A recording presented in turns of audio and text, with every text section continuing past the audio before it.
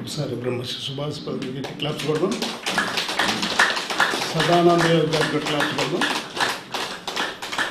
అలాగే పరబ్రహ్మ పిరమిడ్ ధ్యాన కేంద్ర వ్యవస్థాపకులు పాండురంగ గారి విజయలక్ష్మి మేడం గారి క్లాప్స్ కొడదాం. పరబ్రహ్మ పిరమిడ్ ధ్యాన కేంద్ర సభ్యులందరికీ క్లాప్స్.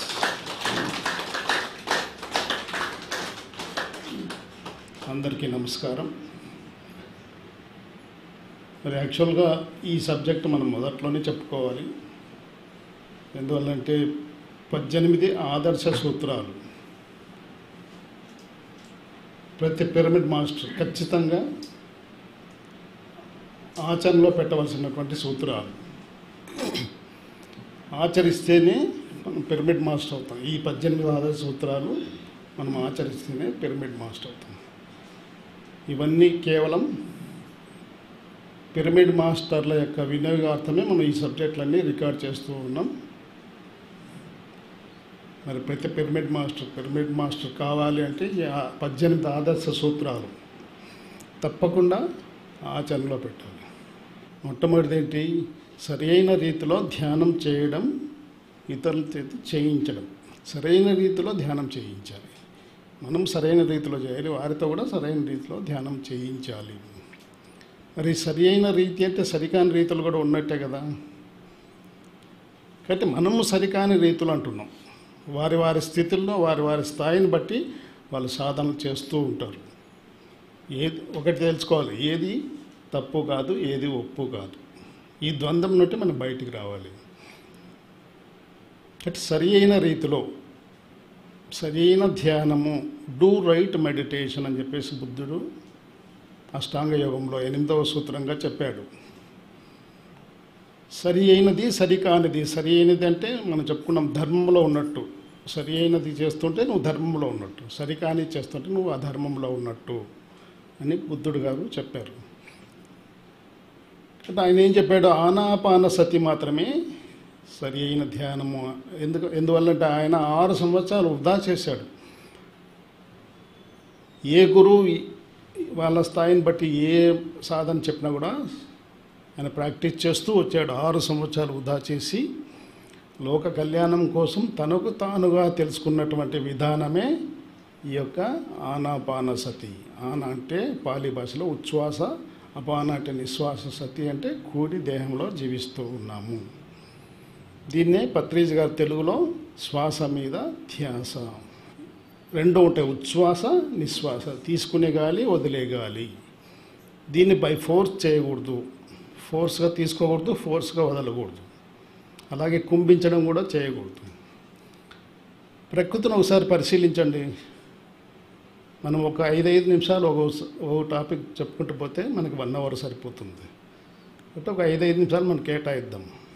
ప్రకృతిని ఒకసారి పరిశీలించండి. సహజంగా ఉంది కదా ప్రకృతి. అలాగే మనం కూడా సహజంగా ఉండాలి, సహజంగా జీవనాన్ని సాగించాలి. అంటే సహజమైన ప్రాణాయామం, ఈ యొక్క శ్వాస మీద సహజమైన ప్రాణాయామం అన్నారు.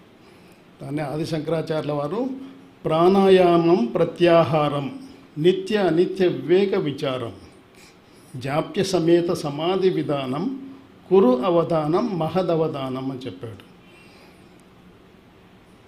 ప్రాణాయామం, ప్రత్యాహారం, నిత్య అనిత్య వివేక విచారం 3 పదాలు ఉన్నాయి. ప్రతిరోజు ఈ యొక్క సుఖ ప్రాణాయామం, ఈ శ్వాస మీద చేస్తూ ఉంటే నీకు ప్రత్యాహారం లభిస్తుంది. తద్వారా నీలో నిత్య అనిత్య వివేక విచారం మీకు కలుగుతుంది. ఆ వివేకం, నిత్య అనిత్య వివేకం కలగాలంటే ఈ యొక్క సుఖ ప్రాణాయామం చేయక తప్పదు. ఇది సరి అయిన ధ్యాన విధానం. కాబట్టి సరి అయినదా సరికానిదా మీరు చేస్తూ ఉంటే, ఏదైనా ఒక పదార్థం తిన్నప్పుడే దాని రుచి తెలుస్తుంది. దాని గురించి ఎంత వివరించినా కూడా మీకు దాని రుచి తెలియకపోవచ్చు. అలాగే ఈ ధ్యానం కూడా అంతే. బై ప్రాక్టీస్ మీరు తెలుసుకుంటారు. This is the easiest method and only method. కాబట్టి ప్రాణాయామం చేస్తుంటే ప్రత్యాహారం ద్వారా నిత్య అనిత్య వివేక విచారం కలుగుతుంది. తద్వారా ఈ మూడు నువ్వు ప్రతిరోజు చేస్తుంటే జాప్య సమేత సమాధి విధానం కురు అవధానం మహదవధానం అంటున్నాడు. ఒక పనిని పదే పదే చేయడమే జపము అన్నారు. 1 ప్రాణాయామం, 2 ప్రత్యాహారం, 3 నిత్య అనిత్య వివేక విచారం. ప్రతిరోజు ఈ జపంతో కూడినటువంటి ఈ సాధన, ఈ 3 పదే పదే చేయడమే జపం అంటే. జాప్య సమేత సమాధి విధానం, ఇదే అసలైన సమాధి విధానం. కురు అవధానం మహదవధానం అంటున్నాడు. కురు అంటే చెయ్యి, ఈ సాధన చెయ్యి, ఇదే గొప్ప అవధానము అని చెప్తున్నాడు ఆదిశంకరాచార్యుల వారు. కాబట్టి ఇది సరి అయిన ధ్యాన విధానం. మనం చేస్తూ ఎవరైతే చేయాలని సంకల్పించున్నారో వారికి కూడా ఇలాంటి సాధనే మనం చేయించాలి. మనం ఏది చేస్తామో అదే చెప్పాలి, చేయకూడదు ఏది చెప్పకూడదు. ఇది 10 మంది మెప్పు కోసం మనం చేయకూడదు. ఇది 10 మంది బాగా చెప్పాడు అనిపించుకోవడం కోసం మనం ఏది పడితే అది చెప్పకూడదు. బట్ సరైన రీతిలో మనం సాధన చేయాలి, సరైన రీతిలో వాళ్ళతో చేయించాలి. రెండవది, సారు 3 విషయాలు చెప్పాడు. ప్రతిరోజు ఒక ధ్యానమే కాకుండా స్వాధ్యాయము, సజ్జన సాంగత్యాలు చేయండి. స్వాధ్యాయం, స్వ అధ్యయనము. మరి భగవద్గీతలో కృష్ణ భగవానుల వారు ఎన్నో సత్యాలు చెప్పాడు, శ్లోకాల ద్వారా చెప్పాడు. అది ఆయనకి స్వానుభవ జ్ఞానం, ప్రత్యక్ష జ్ఞానం అయింది. మనకి పరోక్ష జ్ఞానం అవుతుంది. అది మన సాధనకి ఉపయోగించుకోవాలి. కాబట్టి ఒక శ్లోకం వెనుక ఏం చెప్పాడు, తాత్పర్యం అయితే పుస్తకాల్లో ఉంటుంది మనకి, కానీ విశేషార్థం తెలుసుకోవాలి. ఏ సందర్భంలో ఎందుకు చెప్పాడు ఈ విషయాన్ని కూలంకుషంగా మీరు తెలుసుకోవాలంటే ఆ పుస్తకాన్ని అధ్యయనం చేయాలి. అలాగే ఎన్నో పుస్తకాలు పత్రిజ్ గారు మనకి అడ్వైజ్ చేశాడు, ఈ పుస్తకం చదవండి అని చెప్పేసి. మీ స్థాయికి తగ్గ పుస్తకమే చదవమంటాడు ఆయన. ఏదైనా లోయర్ లెవెల్ పుస్తకం మీద తీసుకుంటే నీకెందుకు అయ్యేది అని చేతిలో పుస్తకం తీసి పక్కన పెట్టేసేవాడు. అంటే మీ స్థితి ఆయన గుర్తిస్తూ ఉన్నాడు. మీరు ఏ స్థాయిలో ఉన్నారు, శైశవ దశలో ఉన్నారా? ఆత్మ దశలు ఎలా ఉంటాయి? శైశవ దశలో ఉంటారు, బాల్య దశలో ఉంటారు, యౌవన దశలో ఉంటారు, ప్రౌఢ దశలో ఉంటారు, వృద్ధాప్య దశలో ఉంటారు, విముక్తాత్మ దశలో ఉంటారు, పరమాత్మ దశలో ఉంటారు. కాబట్టి ఎవరెవరు ఏ దశలో ఉన్నారో ఆయన గుర్తించగలడు. అందువల్లనే మనల్ని ఏంటి విశేషాలని అడిగేవాడు. కాబట్టి మన స్థాయికి తగ్గ పుస్తకం అనేది ఒక మంచి మిత్రుడు అనేవాడు ఆయన. ప్రతి పుస్తకం ఒక స్పిరిచువల్ బుక్, ఒక స్పిరిచువల్ ఫ్రెండ్ లాంటి వాడు. ఎంత ఇష్టం అంటే ఆయనకి స్వాధ్యాయం అంటే. అందువల్లనే దాదాపు 1,00,000 పుస్తకాలు చదివాను అన్నాడు. మరి ఆ 1,00,000 పుస్తకాలు మొదట్లో 1990 ఆ ప్రాంతంలో నేను చాలా పుస్తకాలు చదివాను అప్పటికే. మరి ఆ పుస్తకాలన్నీ ఆ జ్ఞానం అంతా గ్రైండ్ చేశాను. ఒక గ్రైండర్లో వేసి గ్రైండ్ చేసి ఒక పీస్ తీసుకొని స్టెతస్కోప్లో చూస్తే నాకు కనపడింది శ్వాస అన్న విషయం కనపడింది. కాబట్టి వాటి యొక్క సారాంశం అంతా మనకు అందజేశాడు సాధన రూపంలో. శ్వాస మీద ధ్యాస అన్నది కనపడింది అని చెప్పేసి. అంటే ఆయన 1,00,000 పుస్తకాల యొక్క సారాంశమే శ్వాస మీద ధ్యాస. 2500 సంవత్సరాల క్రితం ఈయన బుద్ధుని యొక్క కజిన్గా తిరిగాడు. 40 సంవత్సరాలు తిరిగాడు ఆయన. ఆయన పేరేంటి అప్పుడు? ఆనందుడు. మళ్ళీ 40 సంవత్సరాలు తిరిగి ఊరికి ఆయనకి సేవ చేసుకుంటూ వెళ్ళాడు. మరి తుది శ్వాస వదిలే సమయం వచ్చింది.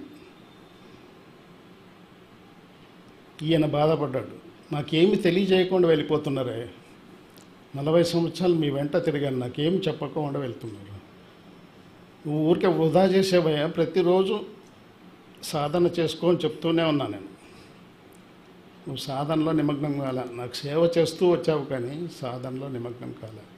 అప్పో దీపో భవ, పాలి భాషలో ఏం చెప్పాడు? అప్పో దీపో అంటే ఎవరి జ్ఞాన దీపాన్ని వారే వెలిగించుకోవాలి. కాబట్టి సాధనలో నిమగ్నం అని చెప్పేసి తెలియజేశాడు. అప్పటి నుండి మొదలుపెట్టి మరి 2500 సంవత్సరాల తర్వాత మైత్రేయ బుద్ధుడుగా పత్రిజ రూపంలో మన ఎదురుగా వచ్చాడు. ఒకసారి గట్టిగా క్లాప్ చూద్దాం. నెక్స్ట్ పాయింట్, మనం ధ్యానం చేస్తూ ఉంటే ఆలోచన రహిత స్థితి కలిగిన తర్వాత, ఆ విశ్వమయ ప్రాణశక్తి అపారంగా స్వీకరించిన తర్వాత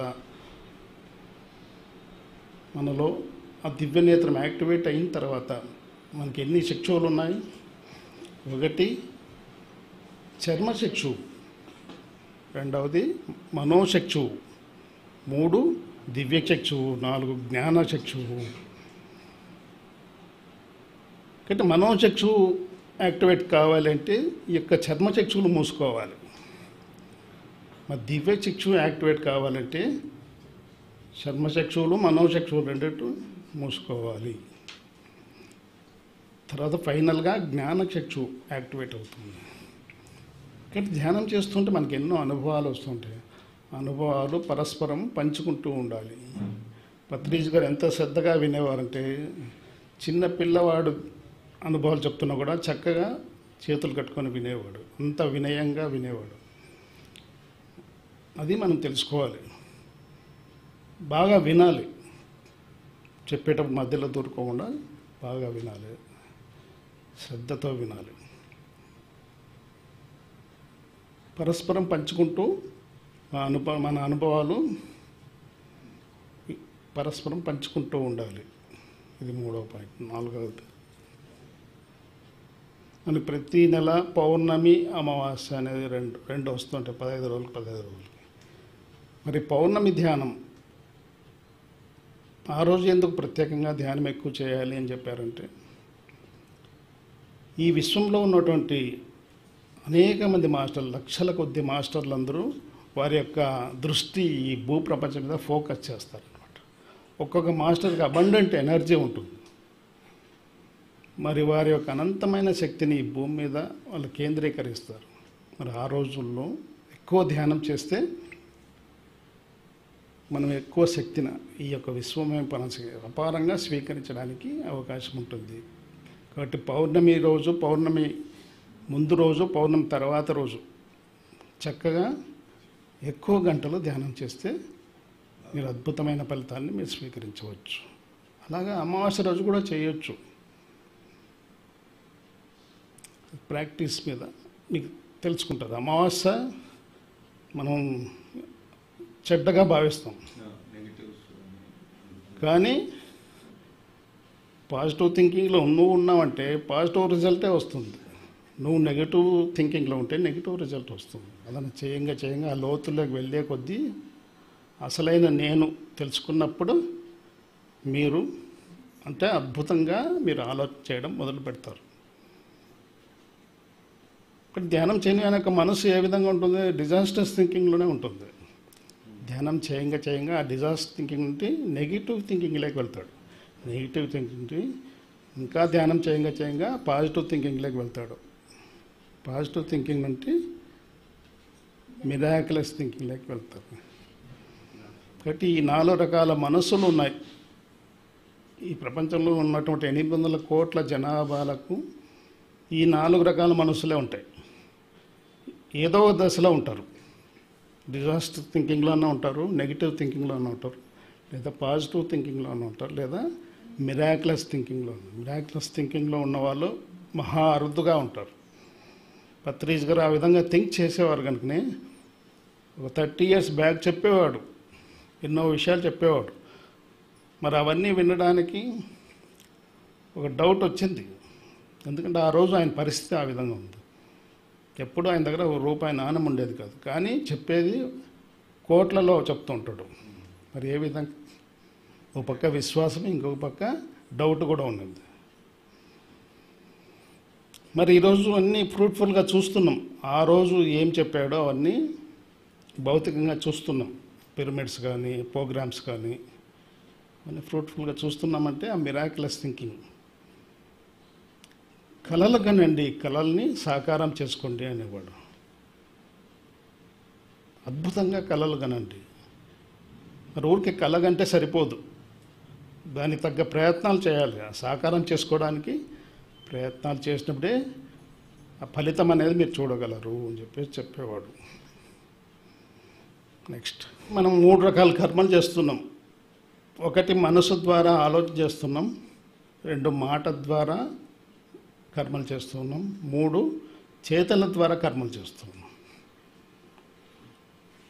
ఇవి పర్ఫెక్ట్గా ఉండాలి. పర్ఫెక్ట్గా ఉండాలంటే ఫస్ట్ ఈ థాట్స్ ప్యూర్గా ఉండాలి, ఆలోచనలు ప్యూర్గా ఉంటే మాట ప్యూర్గా వస్తుంది, మాట ప్యూర్గా ఉంటే నువ్వు చేసే పని ప్యూర్గా ఉంటుంది. కాబట్టి మౌనం అంటే బాహ్య మౌనాన్ని మనం ప్రాక్టీస్ చేయాలి. అవసరమైతేనే నోరు విప్పాలి, అవసరం లేనప్పుడు నోరు కట్టేసుకోవాలి. పత్రిజ్ గారి దగ్గర నేర్చుకోవాలి ఇవన్నీ. ఆయన ఊరికే చెప్పలే ఇవన్నీ, ఆయన ప్రాక్టీస్ చేసి నువ్వు బెస్ట్ పిరమిడ్ మాస్టర్ కావాలంటే ఈ 18 నువ్వు ఆచరణలో పెడితేనే నువ్వు బెస్ట్ పిరమిడ్ మాస్టర్ అవుతావు అని చెప్పేసి చెప్పాడు, ఆచరించాడు. కాబట్టి మౌనం, బాహ్య మౌనాన్ని ప్రాక్టీస్ చేయాలి. గాంధీ మహాత్ముడు ప్రతి సోమవారము మౌనంగా ఉండేవాడు, ఉపవాస దీక్ష తీసుకునేవాడు. అందువల్లనే తన జీవితంలో సత్యము అహింసని ఆచరణలో చూపించగలిగాడు. ఫస్ట్ ప్రాక్టీస్, భౌతికంగా ప్రాక్టీస్ చేయాలి. తద్వారా అంతర్మౌనం అనేది మొదలవుతుంది. అంతర్మౌనం ఏ విధంగా స్టార్ట్ అవుతుంది? ధ్యానం ద్వారా అంతర్మౌనం మీకు లభ్యమవుతుంది. ధ్యానం లేకపోతే అంతర్మౌనం సాధ్యం కాదు. నోరు మూసుకున్నా కూడా మనసు మాట్లాడుతూ ఉంటుంది, మనసును మూసుకున్న హృదయం మాట్లాడుతుంటుంది అని చెప్తారు. కాబట్టి ఈ రెండింటినీ కంట్రోల్లో పెట్టుకున్నప్పుడే నీ హృదయం నుండి మాట వింటావు. హృదయం అంటే ఆత్మ ప్రబోధము అంటారు, అంతరాత్మ ప్రబోధం. మరి అంతరాత్మ మాట్లాడుతోంది, నువ్వు వింటున్నావా అంటే నువ్వు మనసు పరిధిలో ఆలోచన చేస్తున్నావు కనుక నువ్వు వినలేకపోతున్నావు. మనసుని ఓ జీరో చేసుకుంటే నువ్వు అంతరాత్మ చెప్పింది నువ్వు వినగలుగుతావు. ఇది ప్రాక్టీస్ మీద వస్తుంది, చేయంగా చేయంగా మీరు వినడం. కాబట్టి ఆత్మ సత్యమై ఉన్నది, సత్యం సత్యమే నీకు ప్రబోధిస్తుంది. మనస్సు అసత్యం నుండి పుట్టింది, మరి అసత్యం నుండి పుట్టింది ఏం చెప్తుంది? అసత్యమే చెప్తుంది. కాబట్టి ప్రపంచమంతా మనసును ఫాలో అవుతుంది, మైండ్ జోన్లోనే ఉన్నారు, మనసును ఫాలో అవుతున్నారు. కానీ ఇలాంటి ప్రపంచానికి ఇలాంటి దుస్థితి వచ్చింది. కాబట్టి ప్రతి ఒక్కరూ తప్పకుండా మౌనాన్ని పాటించాలి. బాహ్య మౌనాన్ని ప్రాక్టీస్ చేస్తే ధ్యానం చేస్తున్నాక అంతర్మౌనం స్టార్ట్ అవుతుంది. నెక్స్ట్, పిరమిడ్ అనేది ఒక శక్తి క్షేత్రం. బై ప్రాక్టీస్ మీద మీరు తెలుసుకోవచ్చు. మీరు ఇంట్లో ధ్యానం చేయడానికి పిరమిడ్లో ధ్యానం చేయడానికి ఎంత వ్యత్యాసమో మీరే గమనించవచ్చు. ఎనర్జీ మల్టిపుల్ అవుతుంది. దీని బేస్ ఈజిప్ట్ పిరమిడ్స్. ఈజిప్ట్లో చాలా పిరమిడ్లు ఉన్నాయి. అందులో గిజా ప్రాంతంలో ది గ్రేట్ పిరమిడ్ అని పెద్ద పిరమిడ్ ఉంది. మరి ఆ పిరమిడ్ని ఒకసారి మనం పరిశీలిస్తే ఈ రోజుకి దాని యొక్క విశిష్టత ఎంతో తెలుసుకోలేకపోతున్నాం. మరి ఎంతోమంది రాజుల శరీరాలు ప్రిజర్వ్ చేయడానికి వాళ్ళు తుది శ్వాస వదిలిన తర్వాత వాటినంత కెమికల్స్ వేసేసి ప్రిజర్వ్ చేస్తూ వేల సంవత్సరాలు నిలువ ఉంచగలుగుతున్నారు. మరి జీవం లేనటువంటి ఈ శరీరాలే అక్కడ నిలువ ఉండగలుగుతున్నాయంటే పత్రిజ్ గారు ప్రయోగం చేశాడు. స్టార్టింగ్లోనే ఎన్నో ప్రయోగాలు చేసి మనకు అందజేశాడు. పిరమిడ్లో ధ్యానం చేసుకుంటే అందులో జీవం లేనటువంటి ఆ శరీరాలే ప్రిజర్వ్ ఉండగలుగుతున్నాయంటే జీవం ఉన్నటువంటి మనము అందులో ధ్యాన సాధన చేస్తే మనలో ఉన్నటువంటి అతీంద్రియ శక్తులను వెలికి తీసి ఈ లోకంలో ఆనందంగా జీవించడానికి చక్కటి అవకాశం పిరమిడ్లో ధ్యానం చేయడం ద్వారా మీరు పొందుతారు. కనీసం ఒక్కసారైనా పిరమిడ్లో ధ్యానం చేయాలి. అందువల్ల ప్రతి ఊర్లోనూ ఒక పిరమిడ్ ఉండాలి, ప్రతి ఇంటిపైన ఒక రూప్ టాప్ పిరమిడ్ ఉండాలి అని చెప్పేసి పత్రిజ్ గారు పిరమిడ్స్ గురించి చాలా ప్రచారం చేశారు. ఈరోజు ధ్యానము, పిరమిడ్, శాకాహారం అంటే ఎవరు గుర్తొస్తారు? పత్రిజీనే గుర్తొస్తారు. అసలు రోగానికి కారణం ఏంటి? పత్రిజీ గారు ఏం చెప్పామంటే స్టార్టింగ్లో, డిసీజ్ ఎందుకు వస్తుంది? డిసీజ్ అంటే రోగము. పూర్వజన్మ కృతం పాపం వ్యాధి రూపేణ పీడితే. గతంలో చేసినటువంటి చెడు కర్మల వల్ల నీకు వ్యాధి రూపంలో నీకు సంక్రమిస్తుంది. చిన్న చిన్న పాపాలు చేసి చిన్న చిన్న రోగాలు వస్తాయి, పెద్ద పెద్ద పాపాలు చేసి పెద్ద పెద్ద రోగాలుగా వస్తాయి. పాపాలే చేయకపోతే నీకు రోగాలే రావు అని చెప్పేసి పత్రిజ్ గారు సందేశం ఇచ్చాడు. అవునా కాదా మనం ప్రాక్టీస్లో పెట్టాలి. అలోపతి మెడిసిన్స్ వల్ల మనకి సైడ్ ఎఫెక్ట్స్ ఎక్కువ ఉంటాయి. అందువల్ల ప్రత్యేకంగా దాని గురించి చెప్పాడు. Side effects. మెడిసిన్, మెడి ప్లస్ సిన్. సిన్ అంటే పాపం. ఎవరికి మెడిసిన్ అవసరము? పాపం చేసిన వాడికి మెడిసిన్ అవసరం. పదంలోనే అర్థం ఉంది.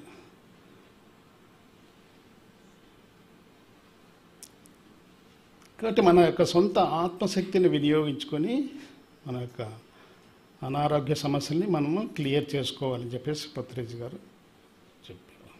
అది మీ వ్యక్తిగత విషయాలు ఉన్నాయి. మీరు ఆచరిస్తారా లేదా అనేది మీ వ్యక్తిగత విషయం. చెప్పడం వరకు ఆయన ధర్మం కనుక చెప్పాడు.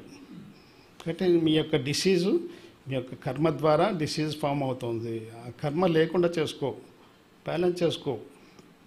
డెబిట్ క్రెడిట్ బ్యాలెన్స్ చేసుకుంటే నీకు కర్మ ఉండదు. నెక్స్ట్,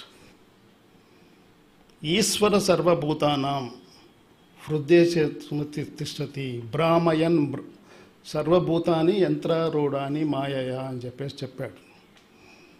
ఈశ్వర సర్వభూతానాం, ఈశ్వరుడు అంటే భగవంతుడు.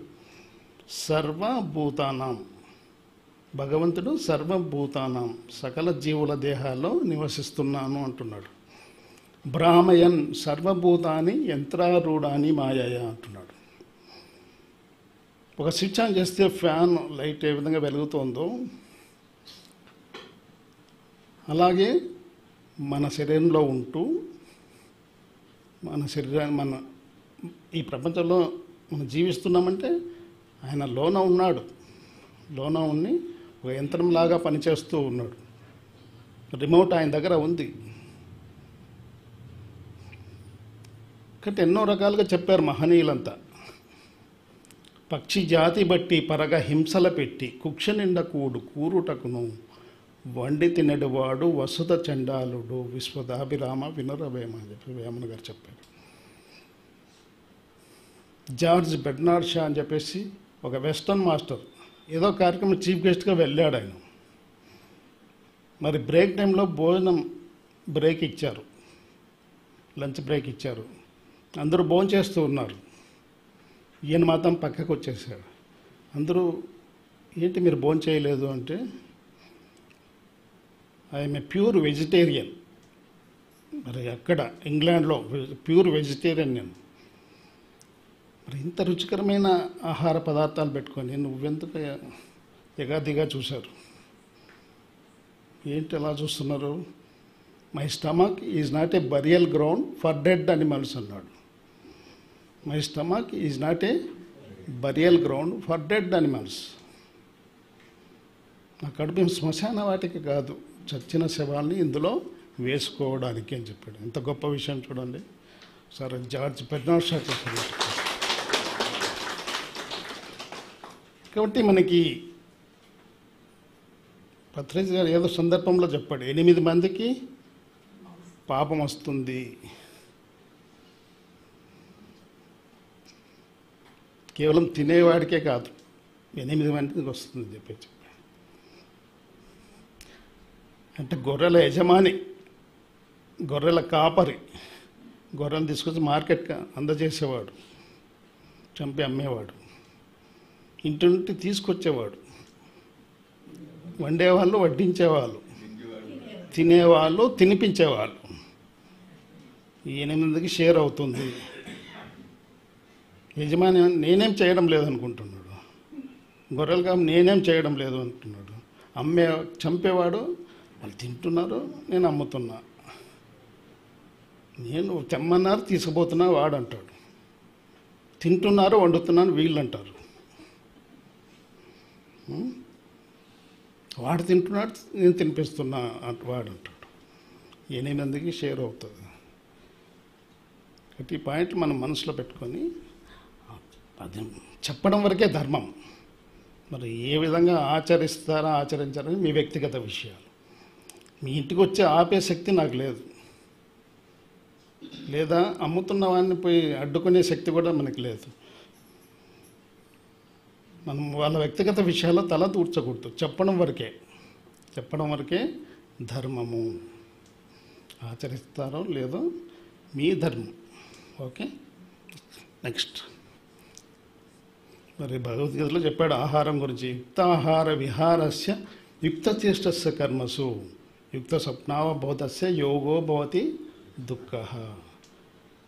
కాబట్టి యుక్తాహారం అంటే పత్రిజీ 3 పాయింట్లు చెప్పాడు. శాకాహారము, మితాహారము, సాత్విక ఆహారము. ఈ 3 మనం తిండి విషయంలో ఆచరించాలి. 1 శాకాహారం, 2 మితాహారం, పరిమితంగా భుజించాలి. తెలియని వాళ్ళు చెప్తారు పీకల దాకా తిని గంటారా నిద్రపోరా అంటుంటారు. పీకల దాకా తింటే కట్టి తినేటప్పుడే ఇక్కడ 70% జీర్ణం కావాలి, పంటి కిందే జీర్ణం కావాలి. ఆ నమలు ఉంటే మనకు ఆ రుచి తెలుస్తుంది. ఏదో డస్ట్బిన్లో వేసినట్టు వేసేసుకుంటే రుచి ఎట్లా తెలుస్తుంది?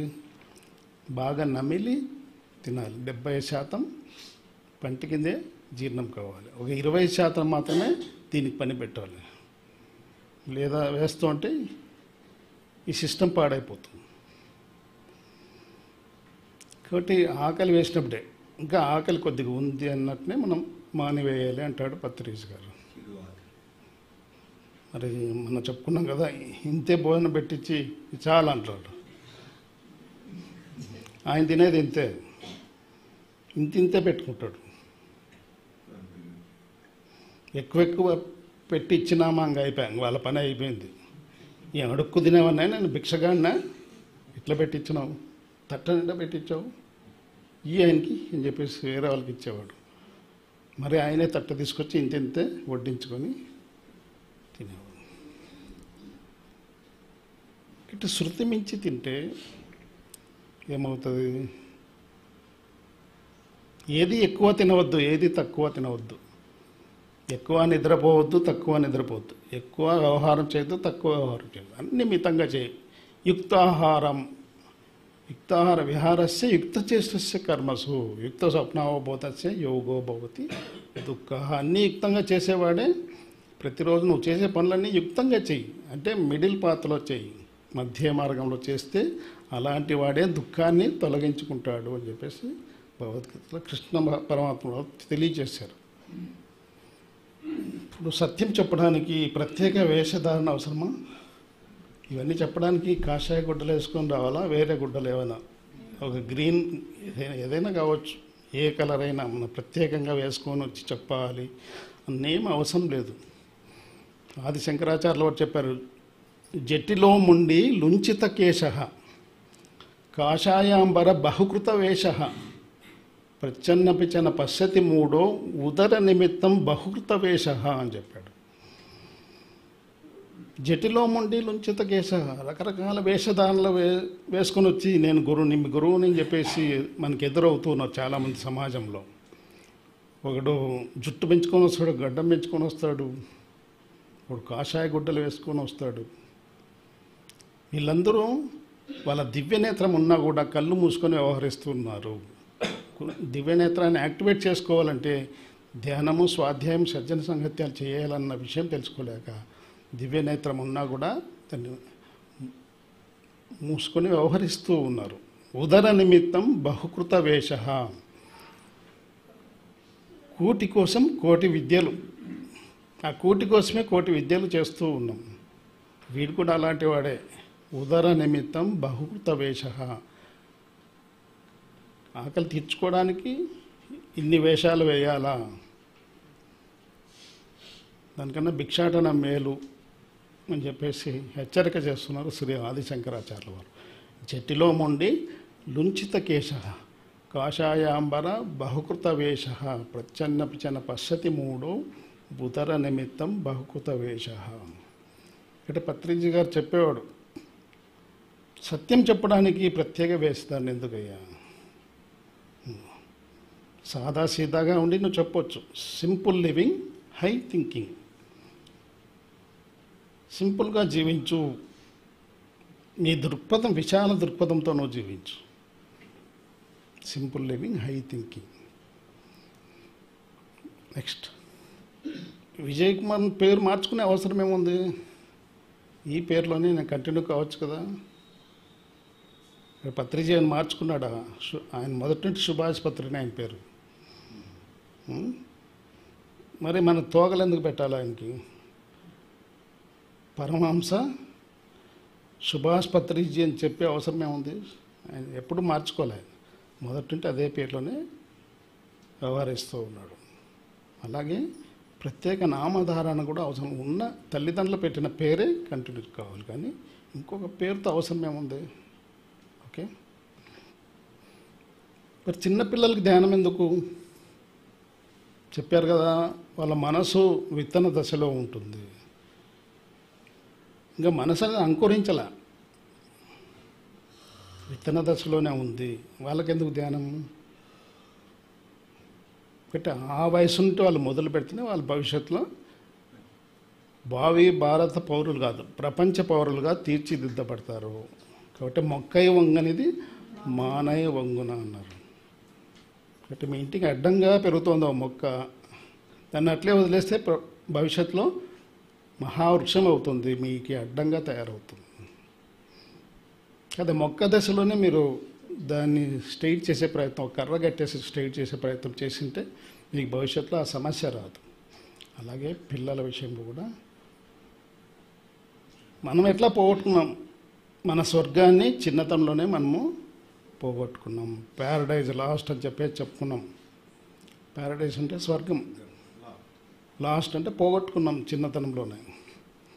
మన తల్లిదండ్రులు తెలియదు కనుక చెప్పలా, వాళ్ళకి చెప్పలేదు, వాళ్ళకి తెలియదు కానీ చెప్పలేదు. తెలియక మరుగున పడిపోయింది ఈ సాధన.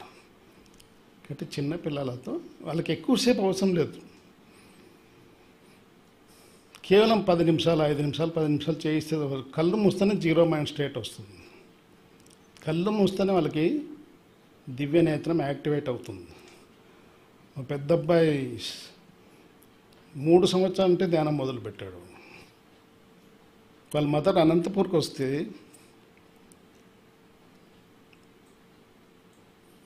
నేను ఒక్కడనే ఉండేవాడిని గుంటకల్లో. ఏదో ఒకనే ఉన్నాక వంట చేసుకోవడానికి వంట రూమ్ పోయి చేస్తుంటే వాడు ధ్యానం చేసి ఆ దృశ్యాన్ని చూసి వాళ్ళ అమ్మకి చెప్పేవాడు,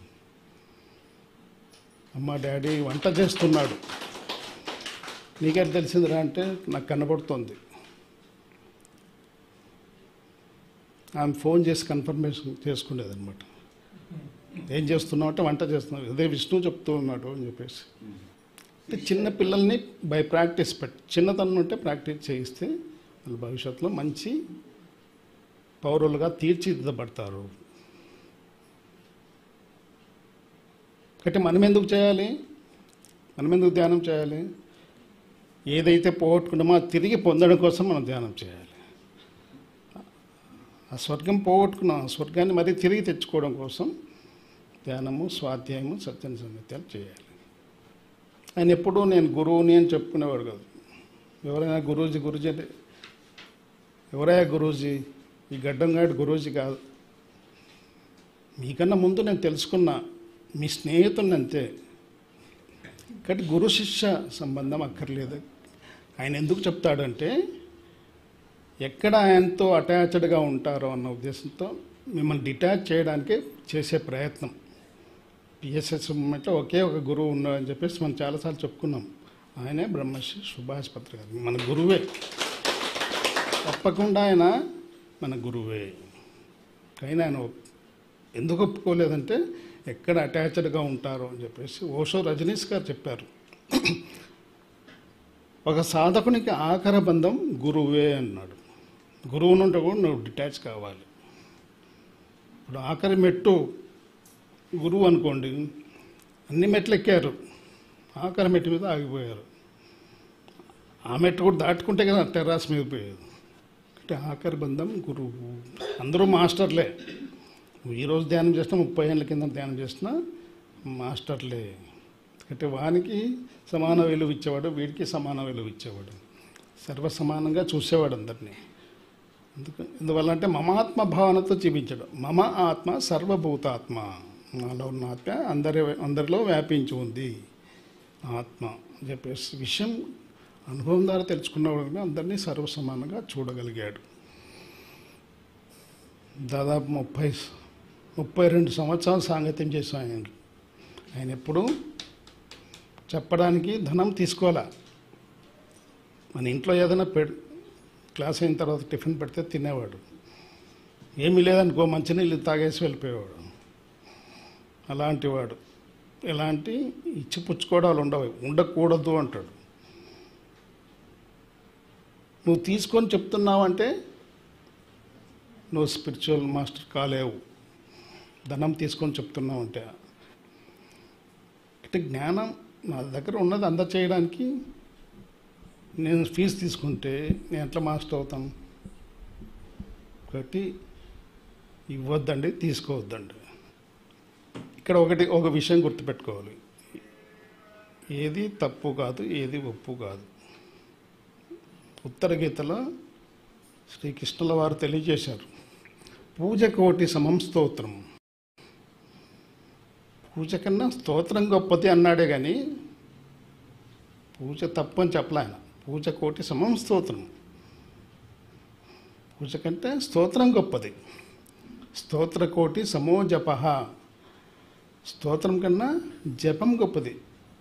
స్తోత్రం రాంగ్ అని చెప్పలే ఆయన. అలాగే జపకోటి సమం ధ్యానం.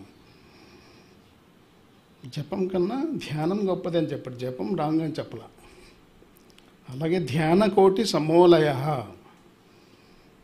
అలాగే ధ్యానం కూడా రాంగ్. ఇది అత్యుత్తమైన సాధన అని చెప్పాడు. అలాంటి సాధనలో లయం కావాలి. లయం అంటే మనసుని లయం చేసుకోవాలి కొన్ని రోజుల వరకు.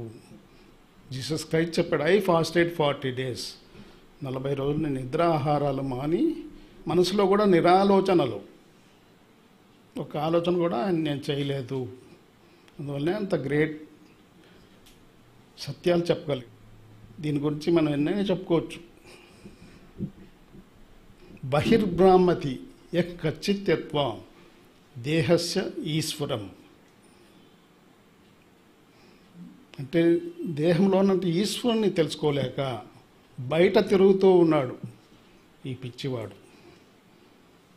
స్వగృహే పాయసం త్యక్వా భిక్షామటతి దుర్మతి అని చెప్పాడు. ఉత్తర గీతలో శ్లోకం ఉంది. మన ఇంట్లో పాయసం వండుకున్నావు, ఆ పాయసం తినకుండా పక్కింటికి పోయి భిక్ష అడుకుంటున్నాడు వీడు. అంటే మనలోనే ఆ ఈశ్వరుడు ఉన్నాడు. ఏ విధంగా ఉన్నాడో ఆత్మగా ఉన్నాడు, విరాజిల్లుతున్నాడు ఆత్మగా. కాబట్టి తనదులోని శివుని తానే ఎలా తెలియడం అన్నాడు. మీలో ఉన్న శివుడిని మీరు ఎందుకు తెలుసుకునే ప్రయత్నం చేయరు? బాహ్యంలో ఎక్కడ ఉన్నాడు శివుడు అని వెతుకుతూ ఉన్నారు, మీలో ఉన్నాడు.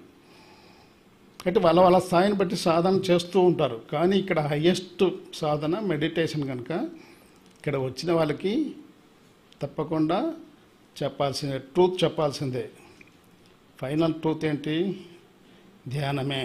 ధ్యానం ద్వారానే మీలో ఉన్న భగవంతుని మీరు తెలుసుకోగలరు. వెన్న చేత బట్టి వివరంబు తెలియక ఘృతము గోరు నటి అతని భంగి. ఒక చేతిలో వెన్న ఉండి దీన్ని కాంచితే నెయ్యి అవుతుందన్న విషయం తెలుసుకో. కాంచుకునే ప్రయత్నం చేయకుండా ఇంకొక చేతితో నెయ్యి అడుక్కుంటున్నాడు. తాను దైవమై ఉండి దైవంబు తలచురా అని చెప్పేసి వేమన గారు తెలియజేస్తూ ఉన్నారు.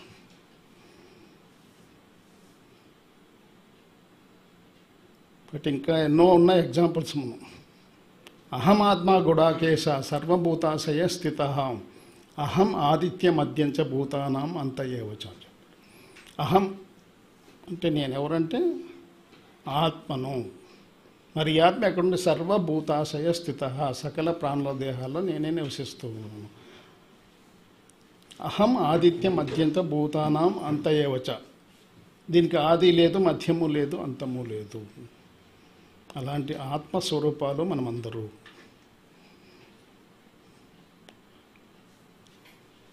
అలాగే మనం కర్మకాండలు ఎన్నో చేస్తూ ఉన్నాం.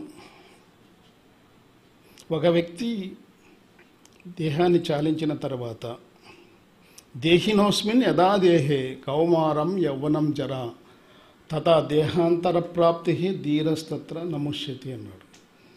దేహంలోకి వచ్చిన దేహి ఈ దేహంలో చేయవలసిన కర్మలన్నీ బాల్యము, యవ్వనము, వృద్ధాప్య దశల్లో ఈ కార్యక్రమాలను చేసిన తర్వాత ఈ శరీరం క్షీణించిన తర్వాత ఇంకొక దేహంలోకి ప్రవేశిస్తుంది దేహి అని చెప్పి చెప్తున్నాడు.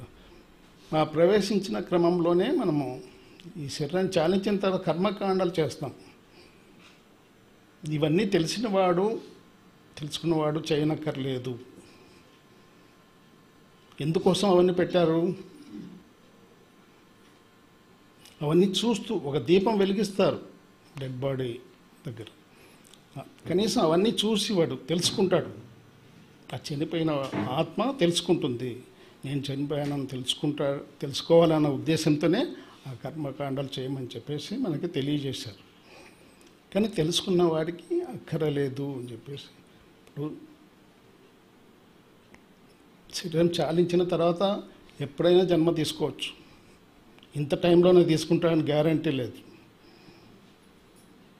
ఎందువల్లంటే చనిపోయిన వారంతా వెళ్ళిపోయి ఉంటారని గ్యారంటీ కూడా లేదు. ఇక్కడిక్కడే తిరుగుతూ ఉండవచ్చు. ఒకటి రకరకాలుగా ఉంటుంది. 1 సంవత్సరం తర్వాత తీసుకోవచ్చు, 2 సంవత్సరాల తర్వాత తీసుకోవచ్చు. 1 సంవత్సరం తర్వాత ఒక వ్యక్తి మళ్ళా రీఇన్కార్నేషన్ తీసుకున్నాడు అనుకోండి, వాడు ఆల్రెడీ ఇంకొక జన్మలోకి వచ్చాడు. మరి వారి గురించి కర్మకాండాలు చేసే అవసరం ఉందా? లేదు కదా. అలాగే 5 సంవత్సరాల తర్వాత ఇంకొకడు జన్మ తీసుకున్నాడు.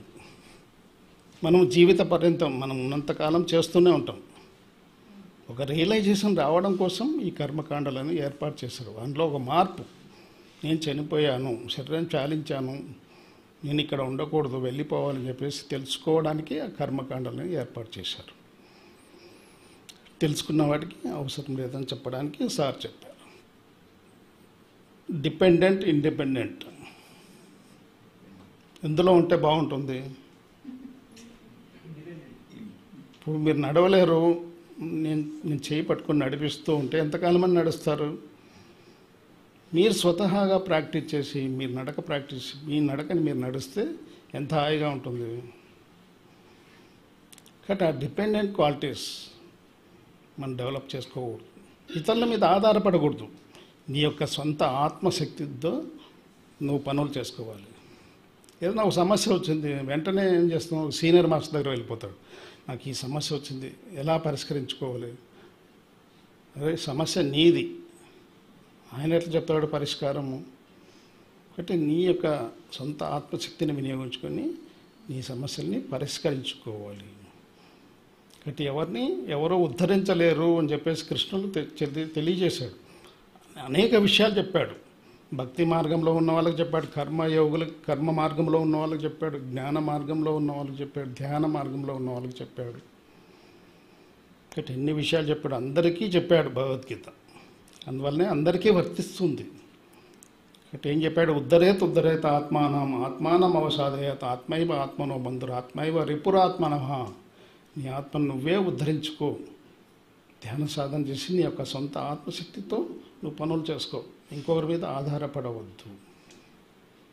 మొన్న ఒక పద్యం చెప్పాం, వేమన పద్యం. తను నడువు చేసి తనలోనే కూర్చొని తపస్సు చేయలేని తాపసులెల్లరూ అడవి యందు చేరి అలజడి పడిరి. ఇక్కడ మనం ఎక్కడున్నామో అక్కడే సాధన చేసుకోవాలి. సంసారంలోనే నిర్వాణాన్ని పొందండి అని చెప్పేసి ఆచార్య నాగార్జున గారు తెలియజేశారు. సంసారంలోనే నిర్వాణాన్ని పొందాలి. సన్యాసం నువ్వు అక్కర్లేదు, సన్యాసం హిమాలయ వెళ్ళనక్కర్లేదు, ఉన్న చోటనే పత్రిజ్ కూడా ఒక ఆలోచన వచ్చింది నాకు స్టార్టింగ్లో. ఆయన ఎన్లైట్మెంట్ వచ్చిన తర్వాత హిమాలయాలు వెళ్ళాలన్న ఆలోచన వచ్చిందంట ఆయనకి.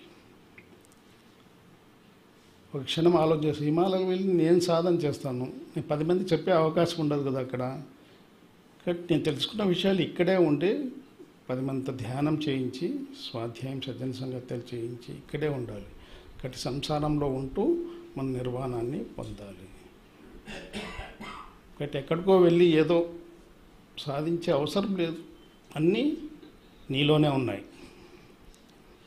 స్థిరం చేసి ఆత్మ తేటపరిచి ఘటము నిలుపవాలి, ఘనతలు ఇంకేటికి అన్నాడు వేమన. ఘటం అంటే శరీరాన్ని స్థిరంగా కూర్చోపెట్టండి, ఘటం అంటే శరీరం స్థిరంగా కూర్చోపెట్టి ధ్యాన సాధన ఉన్న చోటనే చేసుకోండి. ఘనతలు ఇంకేటికి, గొప్పలెందుకు నీకు.